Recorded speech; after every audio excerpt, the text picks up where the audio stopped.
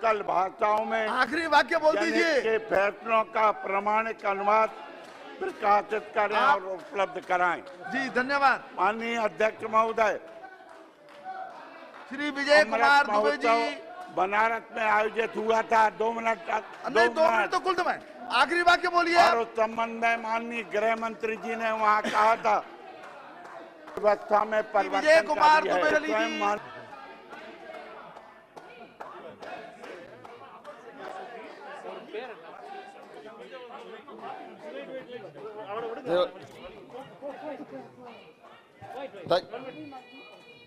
Thank you, sir. The yarn price of the month of November and was announced of the first of last month. The industry has been severe dissatisfaction of 50 rupees has been sharply charged for all the varieties. Tamil Nadu accounts for the 1/3 of the country's textile trade. The government exports in India have been hit hard by the sharp rise in the yarn price. If the price yarn is not controlled, the many companies in the textiles industries, the second largest in the country, will be the force of the close to job loss will be huge. The major reason for the rise of the cotton price due to the imposition of 5% basic customs duty, the 5% agriculture infrastructure development tax, and 10% social welfare tax in the control. But central budget for the 21-22 has increased in the total import tax 11%. Therefore, the minister should intervene to protect the textiles industries and prevent the job loss, remove the 11% import duty of the cotton, avoid the speculation. In addition, the order the participants in the electronic action. For small, medium, and micro enterprises, the exchange terms and conditions should be adjusted to the list of 500 cotton belts from December of March in the peak cotton procurement period. Extension of the 5% subsidy to the cotton mill should be the given, sir. Thank you, sir. Shri Gopal Shetty जी, श्री गोपाल शेट्टी। धन्यवाद अध्यक्ष महोदय जी। मैं मुंबई शहर के एक अत्यंत महत्वपूर्ण और जटिल समस्या पर आपका ध्यान आकर्षित करना चाहता हूं। मैं आभार व्यक्त करता हूं देश के प्रधानमंत्री सम्मान्य नरेंद्र मोदी जी का, जिन्होंने आज़ादी के 75 साल यानी 2022 तक देश के सभी लोगों को हक का पक्का घर देने का घोषणा किया और पूरे देश भर में 1.25 करोड़ से ज़्यादा लोगों को इसका अप्रूवल भी दिया, जिसमें महाराष्ट्र में 11.5 लाख लोगों को घर देने के लिए उन्होंने अप्रूवल दिया। मुंबई शहर की अगर मैं बात करूं तो मुंबई शहर के पूर्व मुख्यमंत्री सन्मान्य देवेंद्र फडणवीस जी ने कायदे में सभी प्रकार के बदलाव करके 2018 में सभी जो 2011 तक के अपात्र लोग हैं उनको भी घर देने का नियम बनाया, कायदा बनाया। केंद्र सरकार ने सभी को 2.5 लाख रुपया देने का वादा भी किया और दे भी रहे, लेकिन उसके बावजूद भी वर्तमान में जो नई सरकार आई है ये 2018 के बदले हुए कानून का अभी तक अमल नहीं कर रही है। मैं मुंबई शहर में बहुत सारे आंदोलन के माध्यम से ध्यान आकर्षित किया, मुख्यमंत्री से लेकर सभी अधिकारियों को मैं मिला, मैं मुंबई महाराष्ट्र के राज्यपाल महामहिम राज्यपाल जी को मिला, राज्य मानव आयोग के पास भी हम लोग गए, इसका आदेश भी उन्होंने दिया। अब राष्ट्रीय मानव आयोग के पास ये प्रश्न प्रलंबित है। मैं आपके माध्यम से सरकार से निवेदन करूंगा कि केंद्र सरकार तुरंत हस्तक्षेप करके दिसंबर 2021 के पूरे होने के पहले 2022 आने के पहले केंद्र के जो योजना है और हमारे देश के प्रधानमंत्री का सपना है जो सबको हक का घर देने का, मुंबई शहर के लोगों को भी यह मिले, इसके लिए मैं आपके माध्यम से निवेदन करता हूं। धन्यवाद। Dhanyawad, Speaker, sir. I would like to raise an important issue of my constituency regarding railways. This is the Gunpur-Tiruvallur rail line, for which is pending for many days because there is a disagreement between the state government and central government on the financing of it. I would request that this project should be approved at the earliest and a committee should be set up where the state government, the railway ministry and the MP, we can be involved and revive the project. In addition to this, sir, on railways, the Raida railway division work is pending for a long time. This has been announced before the election, but this has not been done. On the Vistadam coach, the Visakhapatnam Aruku Vistadam coach is currently available. We would request this to be extended to Koraput and Raida. This is a very, very scenic place with lush green trees and lovely waterfalls and so on. We would request the railways to restart the trains from Koraput to Raida and introduce Vistadam coaches there to promote tourism. At the same time, sir, the Rajyarani Express in Gunpur, this is only thrice daily, thrice weekly, we want to extend to weekly. And the Bhubaneswar Palasa Memu Express, we want to extend it to Gunpur. In addition to this, Jimidipetta, Tiruvali and Lakhimpur, the railway stations, train used to stop in this particular station, but post-COVID time, train is not stopping here. So these are some of the very genuine demands of the people. I would request the Ministry of Railways to kindly consider all the demands and do the needful and send a response back to us. Thank you, sir. Shri Dilip Saikia जी। नमस्कार अध्यक्ष जी, शून्यकाल में आपने मेरे को बोलने का अवसर प्रदान किया। मैं एक बहुत ही महत्वपूर्ण लोक महत्व के विषय आपके सामने रखना चाहता हूं। मेरा संसदीय क्षेत्र में दरंग जिला अभी भी रेल मानचित्र में नहीं है। मैं इस विषय को 2 बार पहले सदन में उठा चुका हूं। महोदय, मैंने माननीय रेल मंत्री जी से 24 जुलाई 2019 को मेरे संसदीय क्षेत्र मंगलदय में रेलवे लाइन की निर्माण के संबंध में प्रश्न पूछा था, जिसके उत्तर में माननीय मंत्री जी ने बताया था कि इस रेल लाइन के लिए 2016-17 में सर्वे स्वीकृत किया गया था और सर्वे का काम भी पूर्ण हो चुका है, लेकिन सर्वे के रिपोर्ट का निरीक्षण कर अभी तक लागू नहीं किया गया है, जिसके कारण रंगिया से डेकरगांव भाया बेजरा दुमनीसुकी सिपाजार मंगलदय खरबतिया दलगांव ओरंग लगभग 140 किलोमीटर की रेल लाइन निर्माण का कार्य लंबित पड़ा हुआ है। महोदय, मेरे संसदीय क्षेत्र मंगलदय के दरंग जिले में कोई भी रेलवे स्टेशन अभी तक नहीं है। दरंग जिले से सटे हुए बांसका जिला में गोरेश्वर रेलवे लाइन स्थित है, जिसके कारण क्षेत्र की जनता को काफी कठिनाइयों की सामना करना पड़ रहा है। मेरा आपके माध्यम से माननीय रेल मंत्री जी से निवेदन है कि रंगिया से डेकरगांव रेलवे लाइन की सर्वे के रिपोर्ट जल्द ही जल्द स्वीकृत करके रेल लाइन के निर्माण कार्य हेतु डीपीआर और फंड आवंटन की आने वाले रेल बजट 2022 में शामिल किया जाए और एक निश्चित समय सीमा में यह कार्य पूर्ण हो सके, इसके लिए किसी को जवाबदेही तय करके जिसके कार्य तय समय के शुरू किया जा सके। महोदय, मैं आजादी के इस अमृत वर्ष इस महोत्सव में मैंने फिर से इस सदन के माध्यम से माननीय रेल मंत्री जी को गुजारिश करना चाहता हूं कि मेरे दरंग जिला को रेल मानचित्र में शामिल करके इस दरंग जिला वासियों को बहुत सुविधा मुहैया कराइए। बहुत बहुत धन्यवाद महोदय जी। Please Sir. The Kerala government is trying to build a most modern state. Unfortunately, the central government has become an obstacle to the development of Kerala state. The center and state had agreed in principle to build a semi-high-speed railway line that would drastically reduce the travel time between Thiruvananthapuram and Kasaragod to less than 4 hours. The central government changed the track and said it was unwilling to give financial guarantee for the projects. Center seemed to succumb to the pressure exerted by the Nexus. It had backpedaled in the Sabarimala airport, Thiruvananthapuram Chenganur suburban highway and other critical infrastructure projects such as other demand is for you. Shri Labu Shri Krishna ji. It had backpedaled in the Sabarimala airport, Thiruvananthapuram Chenganur. Sir, recently I had opportunity to speak with the agriculture society chairman and members of my constituency and my area of Palnadu. They came up with numerous problems with regards to the farmers. Primarily among the problems they expressed was a non-availability of the fertilizers, like DAP and urea in our state of Andhra Pradesh, sir. Considering this state of affairs, that the center make fertilizers available to the states without any further delay and provide a detailed timeline of when it will be done to keep the rate of the DAP and the previous subsidy rate at 1200 rupees per kg instead of 650 rupees for farmers in areas experiencing severe economic losses due to the heavy rainfall, sir.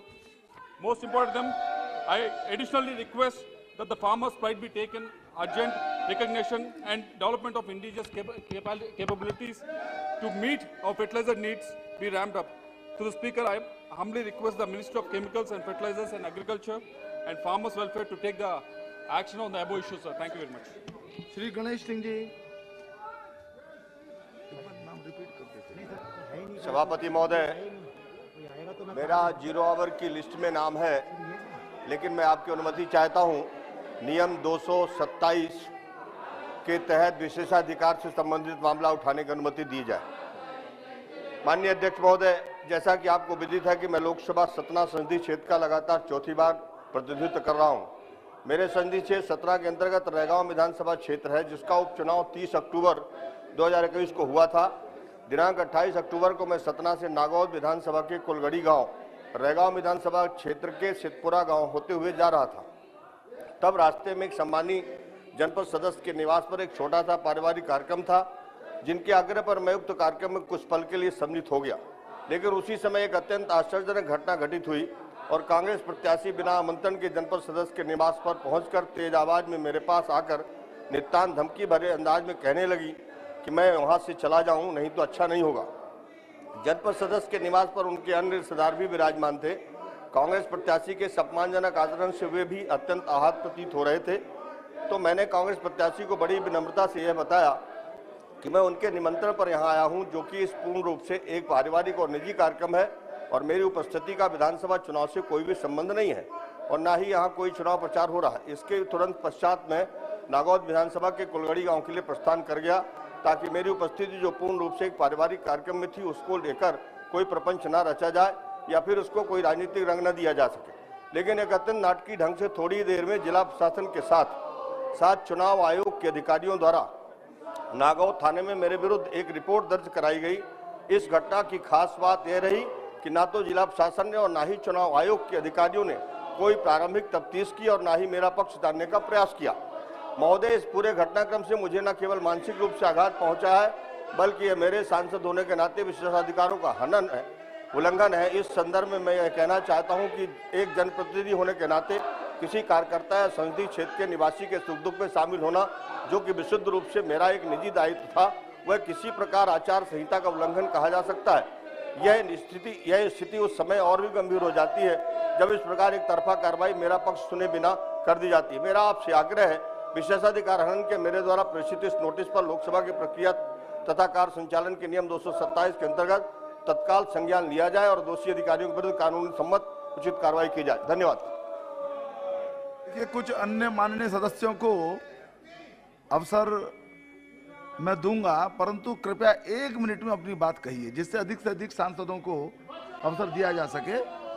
Ji, Shri Nishikant Dubey ji, 1 minute. जी, सभापति महोदय, इस देश का बंटवारा 1947 में धर्म के आधार पर हो गया, लेकिन उसके बावजूद भी भारत एक सेकुलर कंट्री रहा। अभी इलाहाबाद हाईकोर्ट का एक बढ़िया जजमेंट आया है अध्यक्ष महोदय, और उसने एक इंस्ट्रक्शन दिया है या सलाह दिया है कि जो संविधान है, जिसके लिए कि अभी हमने संविधान दिवस 26 नवंबर को मनाया सर, कि उसका जो डायरेक्टिव प्रिंसिपल है आर्टिकल 44, वो ये कहता है कि इस देश में कॉमन सिविल कोड लागू होना चाहिए।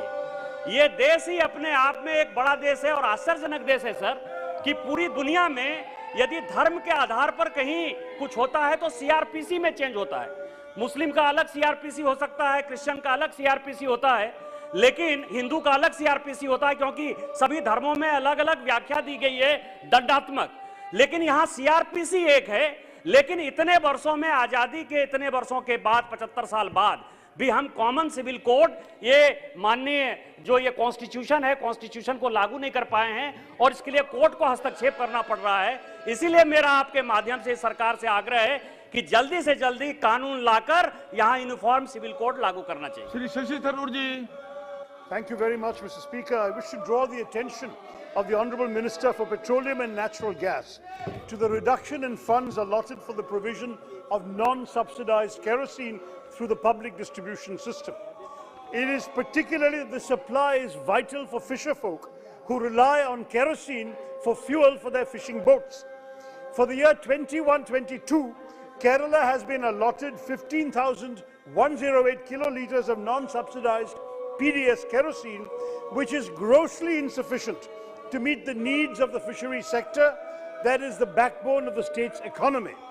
I therefore urge the Minister to further increase the quota of non-subsidized PDS kerosene available to Kerala keeping in mind its immense importance to the state's economic well-being, as well as that of the fisher community that has been grappling with serious challenges due to pandemic restrictions.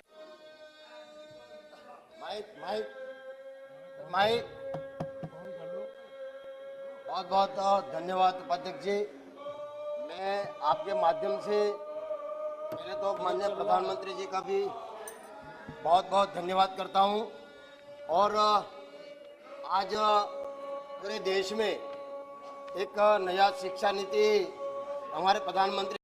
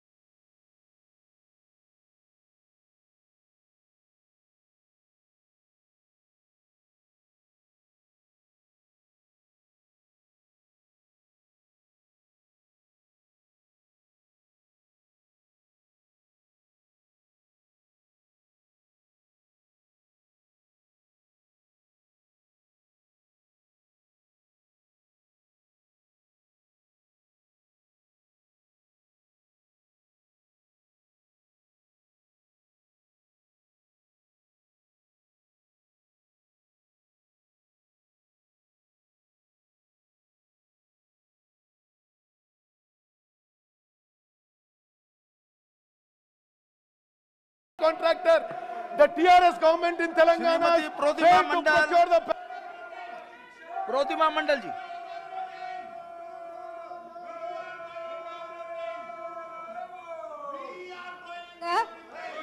Civil service examination conducted by UPSC is one of the most coveted role to qualify the main stage. The same subject in which he or she completed graduation degree.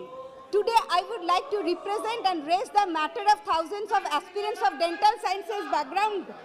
According to the aspirants, it is difficult for them to select an optional as dentistry is not included as a subject by UPSC. There are several subjects like agriculture, animal husbandry, veterinary science, medical science, engineering, but dentistry is left out. This discourages the candidate and are forced to opt for a new subject altogether, so which turns out to be extremely difficult. I believe dental education has been neglected by the government long. It is high time to award the field the status it deserves. Sir, I would like to request the government through you, sir, to look into the matter seriously and try best to include dentistry among the list of optional subject in the civil service examination. Shrimati Navneet Rana ji. अध्यक्ष महोदय, आपका बहुत बहुत धन्यवाद। पंतप्रधान आवास योजना के विषय पे मैं बोलना चाहूँगी कि 2022 तक का जो सपना हमारे आदरणीय प्राइम मिनिस्टर जी का है, अगर ग्राउंड लेवल पे हम देखेंगे तो आज स्टेट्स में जो भी हिस्सेदारी हमारी केंद्र से आनी है, वो हिस्सेदारी हमारे केंद्र से हमारे राज्य में हमारे जितने भी लाभार्थी हैं उनको मिल रही है। पर 3 वर्षों से पिछले लोगों ने अपने स्लैब तोड़ दिए। स्लैब लगाने के उसमें वो 3 साल से भाड़े के घरों में रह रहे, उनको उनका दूसरा जो इंस्टॉलमेंट, तीसरा इंस्टॉलमेंट जो राज्य से मिलना है वो अभी तक उनको मिला नहीं है। और आटा के लिए जो ग्रामीण क्षेत्र में आटा मिलता है परमानेंट रेजिडेंस का, उसके लिए उन लोगों को, लाभार्थियों को बहुत दिक्कत का सामना करना पड़ रहा है। उसके साथ में जितने भी पीआर कार्ड शहरी विभाग में मिलने चाहिए वो भी उन्हें मिल नहीं पा रहे हैं। और पंतप्रधान आवास योजना में जितने भी रिटायर्ड ऑफिसर हैं उन्हें उस क्षेत्र में वापस बिठाया गया है कि आप ये काम कीजिए।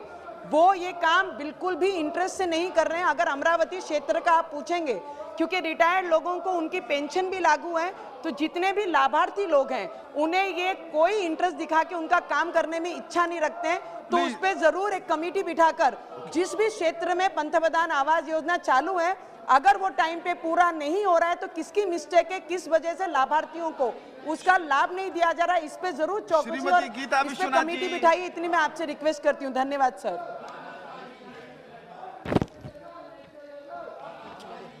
Sir, thank you, sir, for giving me this opportunity. Sir, this is regarding Andhra Pradesh. The number of persons covered under the targeted public distribution system is 2.68 crores, sir, translating to 61% of the rural population and 41% of the urban population. This is the grossly inadequate considering the facts of the national level. 75% of the rural population and 50% of the urban population are covered under TPDS. Sir, this has resulted in a large number of needy and discovering persons are being uncovered. Sir, 50 lakh additional families are covered by the public distribution. Quickly make your point, please. Implemented by the state government, sir. Sir, my request is the state government is being overburdened due to this. I request the state data be revised and corrected. I urge the central government comprehensive view to be taken on the property level in the state. कृपया अपनी seat पर जाइए। Coverage of the population of Andhra Go back Pradesh to your and seats. TPDS. आप कुछ बोलना चाहेंगे तो मैं अवसर देने के लिए ensure तैयार that हूँ। Please call back your fellow members to their seats. Please. Union Minister of Piyush Goyal ji, please understand the plight of the people. Sir, thank you, sir. In both peace and crisis, the media plays a key role in the holding parliamentary accountable. Hence, restrictions on access to media must only be made to extraordinary circumstances and for a limited time period only. As if now permission is given only to the official media, Doordarshan, LSTV, RSTV, which have been merged in Sansar, and most of the news agencies attend daily proceedings. Moreover, a lottery system was put in place under which 21 other electronic and print media reporters were allowed to enter the parliament. But it is noted that the English and Hindi media journalists are getting most of the opportunity to enter to the parliament, while only 2 authorized journalists from Malayalam press media has not the chance. So, therefore, I urge the government that the restriction from the media may be lifted, and more South Indian presses, especially from Kerala, may be given the chance reporting parliamentary matters during the session. Thank you. Moitra जी, संक्षेप में please be brief. मैं प्रत्येक honourable member से request कर रहा हूं, संक्षेप में कहिए अपनी बात जी। Thank you, sir. I would like to bring to the attention of this House a very important issue which is happening in the state of Goa right now. There is a ASI protected site next to St. Cajetan Church in Vela de Goa, in Old Goa, and within the precincts of the church, inside the protected site, there is an illegal construction of a luxury villa of 840 square meters. The Chief Minister, under pressure, has said that he is revoking permission. Sir, it is not enough to revoke permission. The illegal structure must be demolished. Thank you, sir. Shri Ramesh विधुड़ी जी। धन्यवाद। आपने मुझे एक बहुत ही गरीबों के हित में sensitive मुद्दे पर बोलने का मौका दिया है। अध्यक्ष जी, दिल्ली के अंदर 1993 से लेकर 86 के बीच में तब की दिल्ली की सरकार ने गरीब भूमिहीन लोगों को प्लॉट दिए थे, रिहायशी लैंडलेस लोगों को। सर उन लोगों को प्लॉट दे दिए, वहां पर खून पसीने की कमाई के कारण वो लोग रह रहे हैं, गरीब लोग। लेकिन 90 के दशक में एक रिज एक्ट आया, फॉरेस्ट एक्ट। उस फॉरेस्ट एक्ट में अधिकारियों ने मौके पे जाए बगैर उन जमीनों को, जो प्लॉट लोगों ने बनाए थे या कुछ भूमि लोगों ने, गरीब लोगों ने जगह पर ग्राम पंचायत की जमीन में उसमें अपने मकान बना लिए थे। अब फॉरेस्ट के अधिकारी जाकर उन लोगों के मकानों को गिरा रहे हैं। एक तरफ देश के प्रधानमंत्री सभी गरीब लोगों को, भूमिहीनों को पक्के मकान बनाने का काम कर रहे हैं, एक तरफ दिल्ली सरकार बिल्कुल संज्ञान नहीं ले रही है। वरना रिज मैनेजमेंट बोर्ड के माध्यम से उन प्लॉटों को जो आज से 40-50 साल पहले सरकार ने अलॉट किए थे सर, उन लोगों को, भूमिहीनों को, उनको बसा दिया। उन लोगों को वहां पर और ग्राम सभा की जमीन को रिज में अलॉट किया जाए और उन लोगों को पक्का घोषित किया जाए। ऐसा मेरा आपके माध्यम से दिल्ली के मुख्यमंत्री से निवेदन है। अध्यक्ष जी, आपका बहुत बहुत धन्यवाद कि आपने मुझे बोलने का समय दिया है। अध्यक्ष जी, ये जो ऐतिहासिक किसान आंदोलन हुआ है, जिसके कारण ये तीनों काले कृषि के कानून वापस हुए हैं, उसमें 700 से अधिक किसान शहीद हुए हैं। मैं सरकार से ये मांग करना चाहता हूं कि उन किसानों की सूची तैयार करके उनके परिवारों को 5-5 करोड़ रुपया मुआवजा दिया जाए, और जो आज भी किसान मांग उठा रहे हैं न्यूनतम समर्थन मूल्य की, और जो उनकी बाकी मांगे हैं उनको भी पूरे कर जो हमारा किसान है, जो हमारा अन्नदाता है, उससे पूरी तरह इस सरकार को न्याय करना चाहिए। ये मेरा सरकार से आग्रह है। Shri Ramkripal Yadav ji, please be brief. माननीय अध्यक्ष महोदय, मैं आपका ध्यान और सरकार का ध्यान अपने क्षेत्र, संसदीय क्षेत्र पाटलिपुत्रा लोकसभा के दानापुर विधानसभा क्षेत्र के अंतर्गत जो आ रही कठिनाई है उसके तरफ ले जाना चाहता हूं।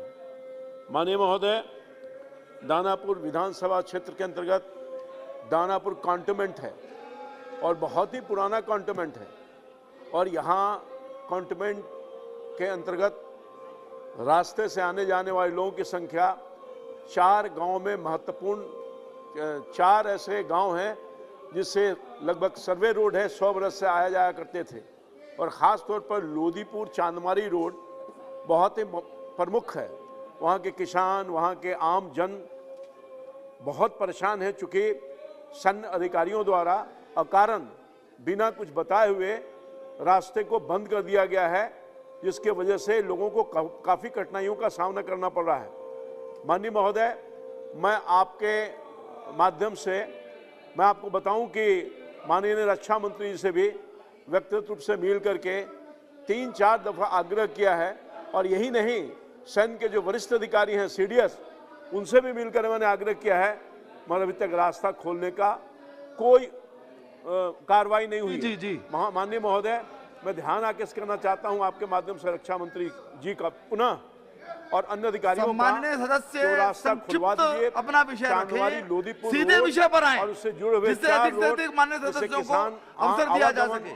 कर रहे थे, श्री एम गुरुमूर्ति जी, कठिनाई को देख, श्री एम पहली बार बोल रहे हैं वो, जरा ध्यान से प्लीज। अब बैठिए, आपका स्वागत है जी, बोलिए। बोल रहे हैं वो, पहली बार बोल रहे हैं जी। Honorable Chairman, sir, thank you profusely for giving me this opportunity to raise an important issue. Sir, I represent Tirupati Parliament constituency. Sir, Honorable Minister of Civil Aviation assured several times that Tirupati Airport is one of the 8 airports selected for promotion of MRO center, and Invest India also proposed to highlight Tirupati potential as an MRO center. I request Honorable Civil Aviation Minister to appoint a special officer for speedy implementation of MRO center and logistic park project in Tirupati Airport, and also increase an airport connectivity to Tirupati International Airport under UDAN scheme. I request for early consideration of implementing MRO and relevant tendering, sir. Thank you, sir. Thank you. Shri Dr. Umesh Yadav ji. Thank you, Speaker, sir, for allowing me to speak on zero hour. Sir, Gulbarga, मेरे constituency Gulbarga के एक शाबाद के तालुका में ये pre Covid period में बहुत से train रुकते थे, वो अब कोई ज़्यादा ट्रेन नहीं रुक रही है। वहाँ पे एक इंडस्ट्रियल एरिया है और बहुत से लोग अप एंड डाउन करते हैं। मेरी रिक्वेस्ट है सर, आपके थ्रू रेलवे मिनिस्टर को train number 1703132 Mumbai Hyderabad express जो इम्पोर्टेंट ट्रेन है उसको शाबाद में स्टॉप दिया जाए। Train number 08519 Visakhapatnam Lokmanya Tilak train जो हाल ही में 4 दिन स्टॉप दिया गया है, वही ट्रेन दूसरे नंबर पे चलती है और 3 दिन देना है, वो भी नहीं दिया गया है सर। और 1635251 1633231 बहुत से ट्रेन वहाँ पे रुकना है सर, ये मेरी रिक्वेस्ट है। Shri Manickam Tagore ji, thank you. Chairman sir, it is a matter of grave concern that at least 50 lakh people have died in the country due to COVID. However, the government has given a different statistics of 4.5 lakh people. The stories of the families of those who died due to COVID is highly pathetic, and they have lost their breadwinners and consequently were pushed to severe financial distress. Therefore, it is the responsibility of the central government to provide proper compensation to rehabilitate them. Therefore, I request through you, sir, the government should provide 4 lakh rupees for those who died in the COVID, as the demand was made by my leader, Mr. Rahul Gandhi. Thank you, sir. Kumar Danish Ali. सभापति महोदय, मैं एक बहुत महत्वपूर्ण मुद्दा यहाँ उठाने के लिए खड़ा हूँ। जैसे कि सरकार ने किसानों के विरोध के चलते कृषि कानून वापस लिए, ऐसे ही एमएसपी पर जो है कानून लाना चाहिए किसानों के लिए। और दूसरा मेरा जो आपने दूसरे विषय का नोटिस दिया, उसी पर बोलिए। मेरा विषय कोविड-19 महामारी के कारण बंद हुए महाविद्यालय इत्यादि, उसी पर बोलिए।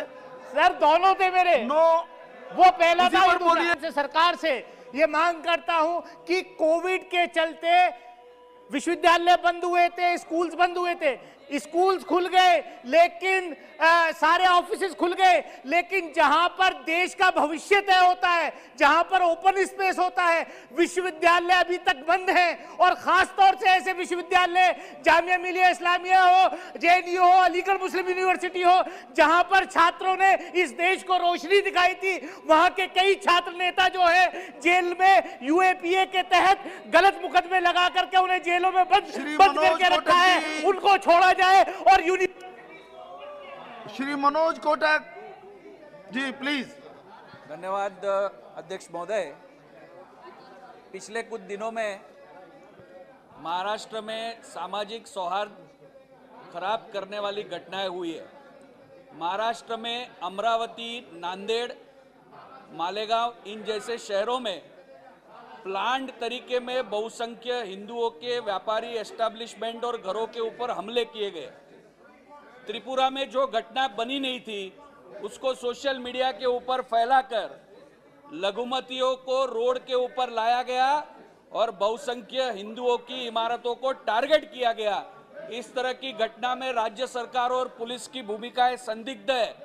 रजा एकेडमी और पीएफआई जैसी संस्थाओं की भूमिका संदिग्ध है। इसकी जांच होनी चाहिए।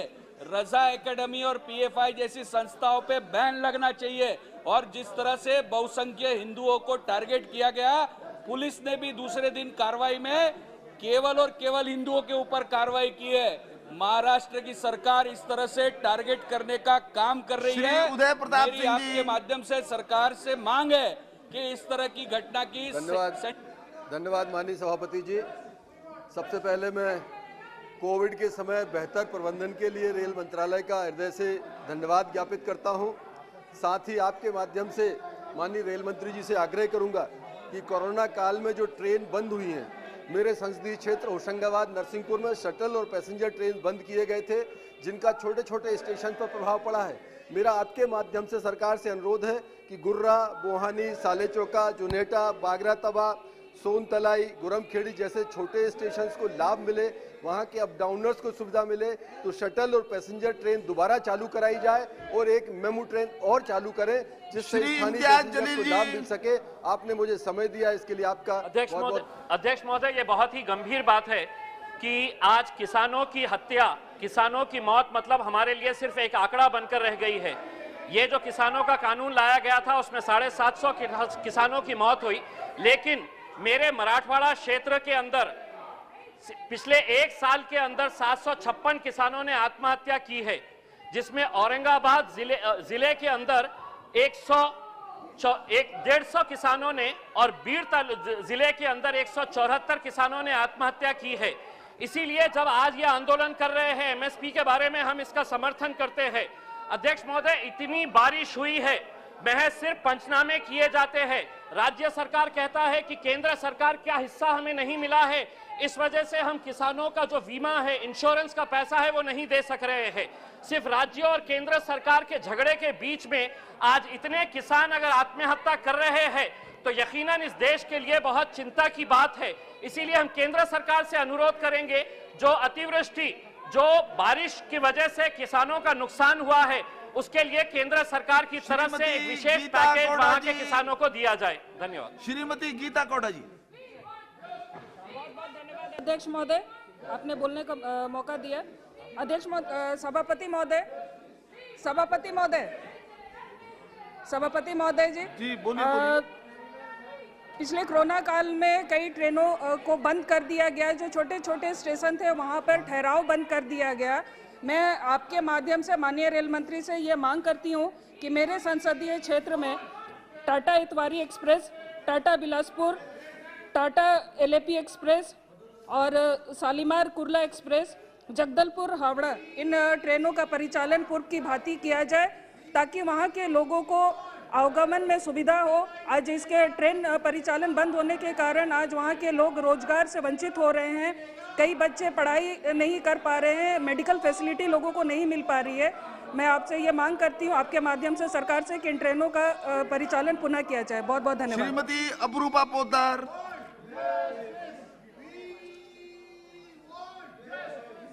Thank you, Speaker sir, for allowing me to speak. I would like to draw kind attention of the government towards my Kamarkundu underpass in my parliamentary constituency. It is an urgent need that an underpass for an easy movement of the public and the pilgrimage who come to offer their prayer in Tarkeshwar by barefoot, and they face lot of problem while crossing the railway crossing. So I urge the railway minister to do a urgent survey and construction of underpass or subway in Kamarkundu and sanction it for the interest of the people of my constituency. Thank you, sir. Sangeeta Azad ji नहीं है? धन्यवाद सभापति महोदय जी।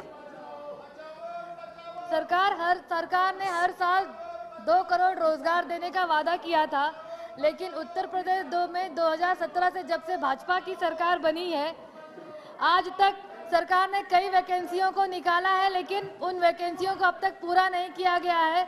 ज़्यादातर उन वैकेंसियों का पर्चा leak ही हो गया है। मैं सरकार का ध्यान उन वैकेंसियों की तरफ आकृष्ट करना चाहूँगी।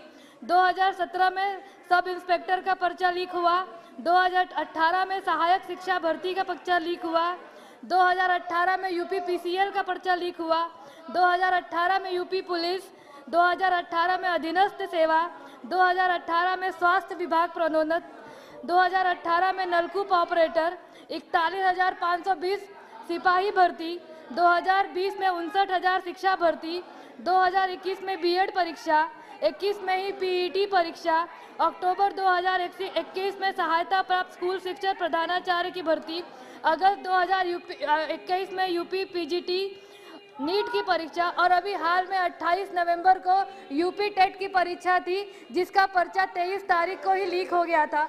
अध्यक्ष जी, मैं आपके माध्यम से मांग करती हूं कि आपके द्वारा प्रदेश सरकार को निर्देशित किया जाए कि इन वैकेंसियों को जल्द से जल्द भरा जाए। और 2 पॉइंट और ऐड करना चाहूँगी कि जिन अभ्यर्थियों की आयु सीमा खत्म हो रही है, उन अभ्यर्थियों की आयु सीमा को बढ़ाया जाए और जो 75% गरीब अभ्यर्थियों ने इस पर्चे को भरा गया था, कम से कम उनको आने जाने का किराया भत्ता दिया जाए। आपने मुझे बोलने का मौका दिया, बहुत बहुत धन्यवाद। जी, अति महत्वपूर्ण विषय इस सदन में उठाने के लिए मुझे अनुमति प्रदान की है। मेरे लोकसभा क्षेत्र जमशेदपुर में 2019 में तत्कालीन मुख्यमंत्री आदरणीय रघुवर दास जी और उस सब तत्कालीन राज्य मंत्री भारत सरकार के जयंत सिन्हा जी ने दलमुंगड़ एयरपोर्ट का शिलान्यास किया गया था। एयरपोर्ट अथॉरिटी ऑफ इंडिया द्वारा लगभग 100 करोड़ रुपया भी आवंटन किया गया था, लेकिन आज तक टाटा घराना जैसे भारी उद्योग होने के बावजूद, लगभग 2000 स्मॉल स्केल ऑटोमोबाइल सेक्टर होने के बावजूद आज वहां पर एयरपोर्ट का काम शुरू नहीं हो सका। जबकि 3 स्टेट का काम, पश्चिम बंगाल, उड़ीसा और झारखंड के जमशेदपुर और पश्चिम बंगाल के खड़गपुर और उड़ीसा के बालेश्वर, 3 स्टेट का इंडस्ट्रियल बेल्ट जो है उससे लगभग करीब इलाका में पड़ता है। आज वहां पर सेंट्रल माइंस होने के बावजूद एयरपोर्ट का काम अभी तक शुरू नहीं हुआ। आपके माध्यम से माननीय मंत्री से आग्रह करना चाहता है कि यथाशीघ्र जमशेदपुर एयरपोर्ट का काम शुरू किया जाए। धन्यवाद सभापति महोदय। Sir, 126-year-old Mullaperiyar Dam in a dangerous position. Sir, उनको माइक दिया है। Hello. Sir, I would like to draw the attention of the House to a very important matter related to the life and livelihood of the fishermen folk of our country. Sir, the World Trade Organization, which is going to happen in Geneva in March, in the 12th Ministerial Conference proposes to cut off all the subsidies which have been available to the traditional fishermen of our country, like kerosene is going to be cut off. But India should take a stand in this matter because, sir, the marine wealth, 7.28% of our GDP is the marine wealth of our country. So, sir, the traditional fishermen whose life and livelihood is to be protected, India should take a stand in this particular conference which is going to be held in Geneva, that we should support the fishermen of our country and continue the subsidies as below. Sir, सबका साथ, सबका विकास, सबका विश्वास, यही नरेंद्र राहुल कसवा जी। धन्यवाद अध्यक्ष महोदय, मेरी लोकसभा क्षेत्र चूरू के अंदर आने वाली नौहर, बादरा और रावतसर तहसील का एक बहुत ही महत्वपूर्ण मुद्दा है जो मैं आपके आगे उठाना चाहता हूं। अध्यक्ष महोदय, प्रधानमंत्री फसल बीमा योजना के तहत इन तीनों ब्लॉक्स के अंदर 550 करोड़ रुपए का क्लेम बनता है, रबी 20 और 21 का, और 3 महीने हो गए हैं बीमा कंपनी जो एग्रीकल्चर इंश्योरेंस कंपनी है आज तक किसानों को क्लेम नहीं दे रही है। भारत सरकार ने और राज्य सरकार ने अपना प्रीमियम जमा करा दिया, पर इन किसानों को पिछले 3 महीने से इंतजार कराया जा रहा है। एग्रीकल्चर इंश्योरेंस कंपनी हाय दिन नए बहाने बनाती है और बीमा पॉलिसी का एक प्रावधान है कि अगर आप लेट पेमेंट देते हो तो 12% का ब्याज दिया जाएगा। मेरा आपके माध्यम से सरकार से अनुरोध है कि बीमा कंपनी को पाबंद करके नौहर, बादरा और रावतसर के किसानों को उनका हक का पैसा दिलाया जाए। बहुत बहुत Yes, sir. If the kerosene allocation to the Kerala state is reduced by union government, if affected thousands of people in Kerala will use this for cooking, farmers, motor operations and in fishing boats. The price hike of LPG also demands more kerosene, and importantly traditional fisher folk use kerosene in their boats. Whether union government will allocate more kerosene to Kerala with more subsidies. Thank you, sir. Shri Dean Kuriakos.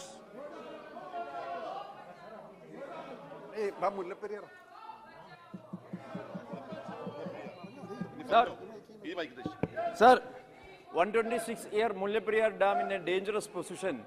Sir, the unfortunate heavy rainfall is still continuing there due to the climate change. If anything happening to that dam, it will be an international disaster, sir. Lakhs and lakhs people will be the victims. Sir, the government should intervene. Nobody is taking care about the concern about the safety of Kerala people, including our state government. Our state government is playing a faulty game, sir. They are agreed once to Tamil Nadu government for strengthening the baby dam, but that was not the issue. Issue with the main dam, sir. All the competent reports, including United Nations, Roorkee IIT, IIT Delhi, they indicates the unsafety of Mullaperiyar Dam, sir. It is seismologically, constructively, and hydrologically unsafe, sir. It should be decommissioned immediately. Otherwise, we are ready to provide enough water to Tamil Nadu. Enough water. Shri KG Madhav. Respected sir, I would like to request the Government of India to enumerate the recent damages of agriculture and also horticulture crops, sir, and also roads, irrigation canals in recent floods in Nellore, Kadapa, Anantapur, Chittoor districts, sir. I request the less than, sir, to the state of Andhra Pradesh. Thank you very much, sir. Shri भगवंत मान जी, बहुत बहुत धन्यवाद sir. Punjab में भारतीय फौज की भर्ती की प्रक्रिया शुरू हुई थी सर फरवरी 2021 के लिए। पंजाब में कम से कम 16-17 हजार लड़कों ने, नौजवानों ने अपना फिजिकल टेस्ट पास किया। सिर्फ मेरी कंस्टिट्यूंसी संगरूर के 4000 लड़कों ने पटियाला कैंट में फिजिकल टेस्ट पास किया। बड़ी मुश्किल से वो तैयारी करते हैं, उन्होंने टेस्ट पास किया, लेकिन कोरोना के चलते सर उनका जो रिटर्न टेस्ट है उसकी डेट कैंसिल हो गई। उसके बाद फिर डेट कोई मिली और वो भी कैंसिल हो गई।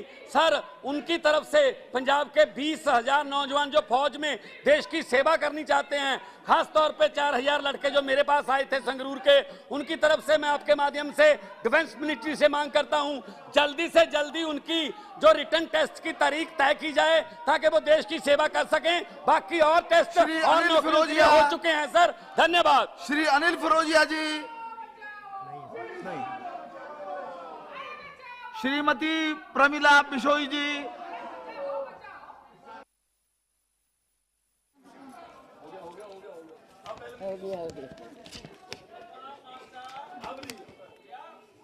वरिष्ठ महिला सदस्य हैं, कृपया ध्यान से सुनिए उनकी बात, प्लीज।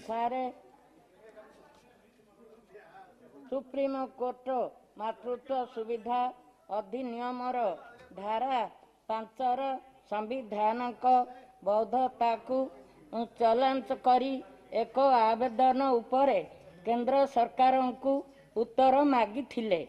एही अधिनियम अनुसार जड़े महिला मातृत्व छुट्टी पाइबा को योग्य हेबे जदि 3 मास को कम बयसर शिशु को आईनगत भावे ग्रहण करे। एही निर्दिष्ट नियमटी भेदभावकारी एवं मनमुखी अटे, कारण यह केवल पोष्य संतान मानकु प्रभेद करे नाही, बरं 3 मासरू अधिक बयसर अनाथ और परित्यक्त पिला मानकु मध्य भेदभाव करे।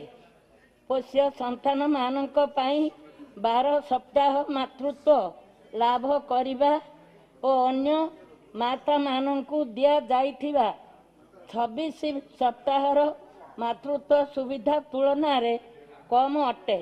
तेणु भारतर समस्त माँ पाई समान सुविधा देवा पाई महिला एवं शिशु विकास मंत्रालयर मातृत्व सुविधा अधिनियम रे संशोधन करिबा जरूरी अटे। सारे मु आपणक माध्यम रे माननीय मंत्री महोदय दृष्टि आकर्षण करिबा पाई चाहूँगी। धन्यवाद जी, धन्यवाद। देखिए, यही जो है लोकतंत्र का सौंदर्य है, ये उसकी ताकत है।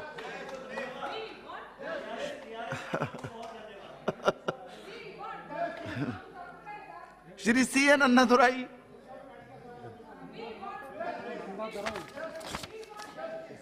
Honorable Speaker, sir, I draw through the August House the kind attention of the Honorable Minister of Tourism to the huge potential of tourism development in Tirunnamalai Parliamentary Constituency in Tamil Nadu. The world famous Lord Arunachaleswarar Shiva Temple for Darshan and Girivalam are hotspot for domestic and international tourism. Proper planning and adequate investment on basic tourism infrastructure would yield high returns of to the government and generate large number of employments. World-class tourism facilities would attract tourists for all the world. The agrarian economy of the region of world also be transformed into tourism economy. Thank you, sir. Shri Hanuman Beniwal जी, हनुमान जी आपका ध्यान chair की तरफ नहीं है। श्रीमती सुनीता दुग्गल जी, नहीं आप बैठ जाइए, बैठिए आप। सुनीता जी। सभापति महोदय बहुत बहुत धन्यवाद। चाहिए भाई। मैं आपके माध्यम से रेल मंत्री जी की तरफ जो है अपनी कॉन्स्टिट्यूएंसी का ध्यान दिलवाना चाहती हूँ कि 1913 में निर्मित उत्तर रेलवे के अधीन जाखल हिसार सेक्शन पर, जिसमें कि मेरी लोकसभा सिरसा के गाजूवाला, पृथला, जमालपुर, शेखा और कुडनी स्टेशन आते हैं, इन 4 स्टेशनों के आसपास बहुत से गांव जुड़े हुए हैं। सभापति महोदय, ये 108 साल पुराना जो है, आप ये देखिए, ये सेक्शन है और कोरोना काल से पहले मात्र 8 जोड़ी रेलगाड़ियों का संचालन इस सेक्शन में होता था और जिसमें मेरी संसदीय क्षेत्र के अंदर केवल 5 जोड़ी रेलगाड़ियों का ठहराव होता था। लेकिन कोरोना काल के बाद क्या हुआ है कि सेक्शन में केवल 5 जोड़ी जो रेलगाड़ियां उनका ठहराव हो रहा है और जो मेरा इलाका है उसमें केवल 1 गाड़ी का जो है ठहराव हो रहा है, जिसमें कि जमालपुर शेखा जो गांव है जिसमें 10,000 की आबादी है, वहां पर तो एक भी ट्रेन का ठहराव नहीं है। तो आपके माध्यम से मैं आदरणीय रेल मंत्री जी से ये आग्रह करना चाहती हूँ कि नंबर 1 बात कि 108 साल पुराने इस सेक्शन की तरफ ध्यान दिया जाए। नंबर 2 कि कोरोना से पहले जो व्यवस्था 8 जोड़ी सेक्शन में थे उनको फिर से शुरू किया जाए और मेरी कॉन्स्टिट्यूएंसी की जो 5 जोड़ी गाड़ियों का संचालन था उसको वापस शुरू किया जाए और आखिरी में 10,000 की आबादी वाले जमालपुर शेखा गाँव में ज्यादा से ज्यादा ठहराव जो है वो ट्रेन बहुत धन्यवाद सर। मैं आज पंजाबी च बोलूंगा क्योंकि सर किसानां ते बोलना, मैं सर आज किसानां ते बोलना कि उन्हां दा MSP लॉ क्यों बनाया जाए। मैं रीजन कारण दसने चाहना कि सर 1966 विच MSP शुरू की गई सी, 23 फसलों की MSP दिंदे आ, पर शांता कुमार कमेटी ने कहा कि अजे सिर्फ 6% किसानों को MSP मिल रही हैगी आ, 6% farmers are getting MSP। Sir 3 या 4 फसलों की थोड़ी हुंदी आ, बाकी किसी 23 फसलों चो हुंदी नहीं आ। मैं इस करके कहना चाहता सी इहदा कानून बनाया जाए। मैं प्राइवेट मैंबर बिल दिता उन्होंने करे और मैं दूसरी गल भी कहनी चाहना कि इहदे ते जेड़ी MSP की प्राइस फिक्सेशन है सर वो घट्टो घट इन्फ्लेशन के नाल तक कंटिन्यू करो। इस साल आज पैडी का 3.7% ਵਧਾਇਆ, वीट का 2% ਵਧਾਇਆ, जबकि इन्फ्लेशन 4.48% है। इस करके मेरा बेनती हैगी सी कि MSP का लॉ बनाया जाए। श्री हनुमान बेनीवाल जी अन्नदाता बैठे हो। सभापति महोदय, सबसे पहले तो मैं आपको धन्यवाद दूंगा कि आपने मुझे इस महत्वपूर्ण विषय पर बोलने का अवसर प्रदान किया। सभापति महोदय, सरकार ने जो देश के अंदर किसान आंदोलन चला, इसके अंदर किसानों का जो बड़ा संघर्ष था देश के अंदर और 700 से ज़्यादा किसानों ने इस आंदोलन के दौरान शहादत दी और दिल्ली की सरकार को किसान आंदोलन के आगे NDA के सहयोगी जो उन्हें छोड़ के चले गए, उसके दबाव में तीनों कृषि बिलों को वापस लेना पड़ा, तीनों काले कानून रद्द हुए। लेकिन सभापति महोदय, हमारी एक ही मांग है कि 700 से ज़्यादा जिन किसानों ने अपने हक और अधिकार के लिए शहादत दी, उनके परिवारों का आप सर्वे करवा के उनको मुआवजे का ऐलान दिल्ली की सरकार करे और जो मुकदमे हरियाणा, पंजाब, उत्तर प्रदेश, राजस्थान और दिल्ली के किसानों पर किए उनको विजय कुमार दुबे जी वापस लिए जाए। और साथ ही साथ धन्यवाद माननीय अध्यक्ष जी। मैं आपका ध्यान आकृष्ट कुशीनगर के बौद्ध सर्किट एरिया के तरफ ले जाना चाहता हूं, जहां भगवान बुद्ध के महापरिनिर्वाण स्थल है, उस एरिया बहुत सर्किट एरिया को एक दार्शनिक और एक धार्मिक स्थल के रूप में दुनिया के मानचित्र पर ले जाने के उद्देश्य से अभी बीते 20 अक्टूबर को हमारे यशस्वी माननीय प्रधानमंत्री जी ने अंतर्राष्ट्रीय हवाई अड्डा का उद्घाटन किया है। मैं आपके माध्यम से माननीय रेल मंत्री जी से कहना चाहता हूं, निवेदन करना चाहता हूं कि पूरे देश में एकमात्र अंतर्राष्ट्रीय हवाई अड्डा कुशीनगर का है जो रेल सुविधा से वंचित है। गोरखपुर से कुशीनगर और कुशीनगर से पटरौना की परियोजना, जिसमें पिछले सत्र में रेल मंत्रालय ने 50% उत्तर प्रदेश सरकार से मांगा था, इस कोविड के समय में राज्य सरकार देने में अक्षम है। मेरा निवेदन है कि पूर्ण धन आवंटन करा के इस परियोजना को पूरा कराया जाए। धन्यवाद। நன்றி மாண்புமிகு மக்களவை தலைவர் அவர்களே. என்னுடைய பாராளுமன்ற தொகுதி ராமநாதபுரம் மாவட்டம், ராமநாதபுரம் பாம்பன் கடல் வழியாக புதிதாக அமைய இருக்கக்கூடிய பாலத்தை குடியிருப்புகளை பாதிக்காத அளவு மாற்றுப்பாதைகளை அமைக்க வேண்டும் என்று கேட்டுக்கொள்கின்றேன்.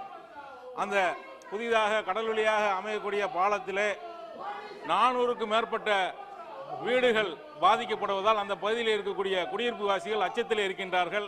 அவருடைய அச்சத்தை போக்கக்கூடிய வகையிலே இந்த திட்டத்தை மாற்றுப்பாதையிலே அமைக்க வேண்டும் என்று கேட்டுக்கொள்கின்றேன். தமிழகத்திலே வடகிழக்கு பருவமழை தீவிரமடைந்து பல்வேறு மாவட்டங்கள் பாதிக்கப்பட்டிருக்கின்றது. தமிழக அரசு தீவிரமான நடவடிக்கை எடுத்து தொடர்ந்து ஒன்றிய குழுவினர் வந்து பார்வையிட்டு சென்றிருக்கின்றார்கள். தமிழக அரசு கோரியுள்ள அந்த நிவாரண நிதியை உடனடியாக தமிழகத்திற்கு வழங்க வேண்டும் என்று கேட்டுக்கொள்கின்றேன். தமிழ்நாட்டிலே கொரோனா பொது முடக்கத்தின் காரணமாக குறைக்கப்பட்ட அந்த உள்நாட்டு விமான சேவைகளை மீண்டும் அதிகப்படுத்த வேண்டும். குறிப்பாக மதுரை, சென்னை போன்ற உள்நாட்டு விமான நிலையங்களுக்காக இடையிலே குறைக்கப்பட்டிருக்கக்கூடிய அந்த விமான சேவையை மீண்டும் அதிகப்படுத்த வேண்டும். மீனவர்கள் அதிகமாக வாழக்கூடிய பகுதி என்னுடைய பாராளுமன்ற தொகுதி. மீனவருடைய பாதுகாப்பு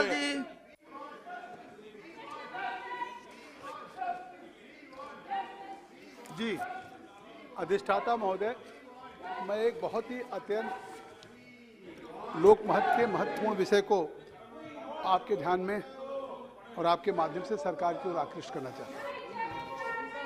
कोरोना की वैश्विक चुनौती से न केवल भारत, पूरी दुनिया जूझ रहा था और जिस तरह से प्रधानमंत्री नरेंद्र मोदी जी के नेतृत्व में हमने कोविड की चुनौतियों को और यहाँ तक कि उन चुनौतियों का सामना नहीं किया बल्कि लोगों के जान और जहान को भी बचाने का काम किया।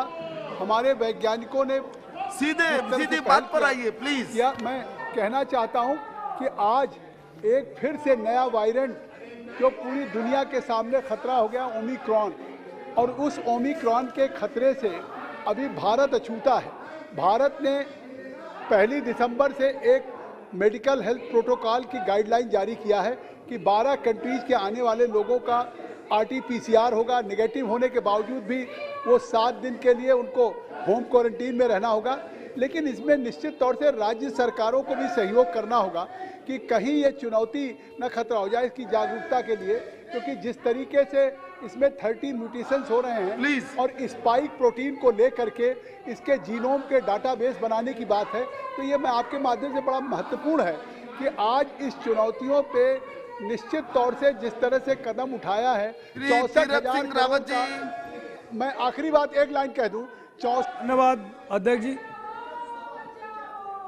चलिए 80 से धन्यवाद किया है कि हर जिले में टेस्ट होगा, टेस्ट लैब होगा, तहसील में होगा और डिस्ट्रिक्ट पे होगा। देश के अंदर एक शिक्षा नीति बनी और जिसका स्वागत हम सब लोगों ने किया, पूरे देश ने किया। लेकिन साथ ही मैं कहना चाहूँगा कि मेरे उत्तराखंड के अंदर विषम भौगोलिक परिस्थितियां हैं, मैदान भी है, पहाड़ भी है। आज भी पहाड़ के दूर दराज क्षेत्रों में अच्छी शिक्षा नहीं है। मैंने पिछले समय में भी यह विषय उठाया था और वो प्रक्रिया आगे बढ़ी थी कि हर ब्लॉक में केंद्रीय विद्यालय खुलें और जो प्रक्रिया आगे बढ़ी, लोगों ने जगह भी दी है और अन्य उपलब्धि कराने की बात की है। मान्य और ये प्रक्रिया आगे बढ़े और हर ब्लॉक में एक केंद्रीय विद्यालय खुले। मेरा भारत सरकार से, शिक्षा मंत्री से ये आपके माध्यम से डिमांड है, मांग है मान्यवर, जिससे अच्छी शिक्षा वहाँ के बच्चे भी ले सकें। धन्यवाद। धन्यवाद सभापति महोदय।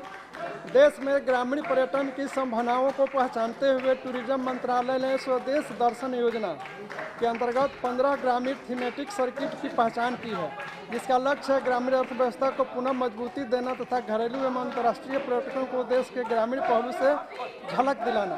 अतः मैं आपके माध्यम से माननीय मंत्री टूरिज्म से ये निवेदन करता हूँ कि मेरे संसदीय क्षेत्र गोपालगंज में स्थित थावे पीठ, जहां मां दुर्गा की भव्य मंदिर है, उसको स्वदेश दर्शन स्कीम में शामिल किया जाए।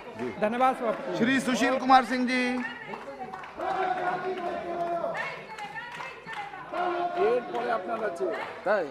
क्या बोल लो के सामने और सरकार, लाखों लोग प्रभावित हैं। देश भर के विभिन्न जेलों में लाखों की संख्या में ऐसे बंदी हैं जिनके ऊपर जो मुकदमे हैं, उन मुकदमों के आधार पर उनको जो अधिकतम सजा मिल सकती है, चाहे वो 2 साल का हो, 5 साल का हो या 7 साल का हो, या तो मुकदमों की सुनवाई नहीं हुई, उसके फैसले नहीं आए, या उनके विरुद्ध मुकदमों की निर्धारित सजा से अधिक दिनों से जेल में है।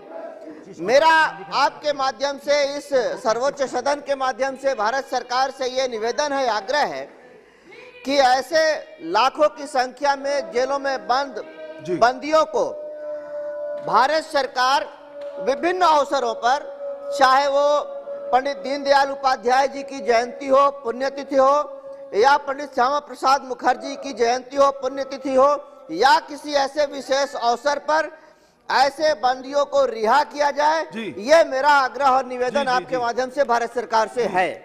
देखिए माननीय सदस्यगण, बहुत बड़ी संख्या में माननीय सदस्य